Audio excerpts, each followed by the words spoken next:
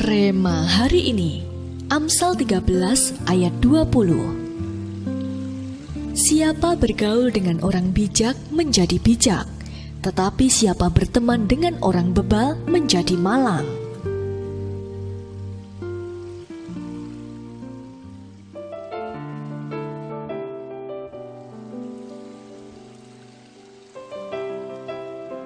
Tahukah Anda, salah satu kunci pertumbuhan yang dialami oleh gereja kita adalah gembala sidang kita.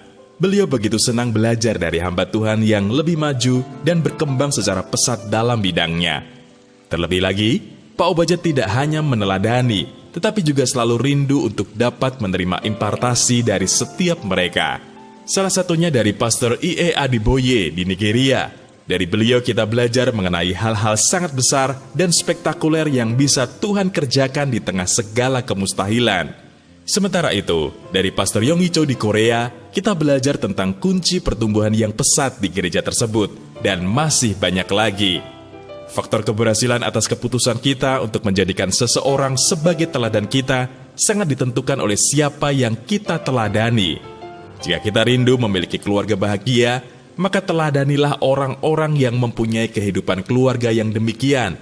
Jika kita hanya mengikuti saran teman baik yang keluarganya sendiri penuh pertengkaran, maka pada akhirnya pernikahan kita bisa saja semakin kacau dan runyam. Sama halnya jika kita ingin bisnis kita berhasil, maka belajarlah dari pengusaha yang memang sudah terbukti sukses membangun bisnisnya dengan konsisten.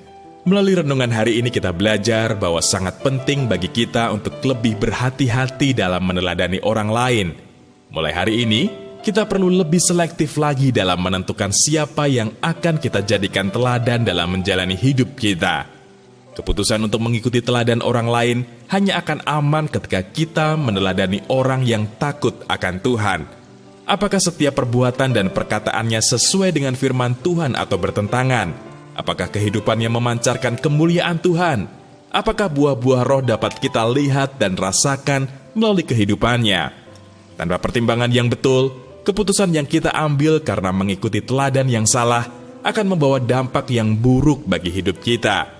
Sebaliknya, jika kita meneladani orang yang tepat dan menyerap secara penuh impartasi pengurapannya, maka pada akhirnya kita juga akan mengalami keberhasilan yang luar biasa. Siapakah yang menjadi teladan Anda selama ini? Apakah ia adalah orang yang takut akan Tuhan? Menurut Anda, mengapa kita perlu meneladani orang yang takut akan Tuhan? Bagaimana Anda bisa mengenali orang yang tepat untuk dapat Anda teladani?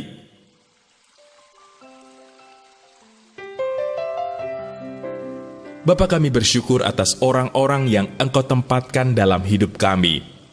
Beri kami petunjuk, sehingga kami tidak salah langkah dalam meneladani seseorang, agar kami memperoleh impartasi pengurapan yang benar dan berguna untuk perluasan kerajaan-Mu di muka bumi ini.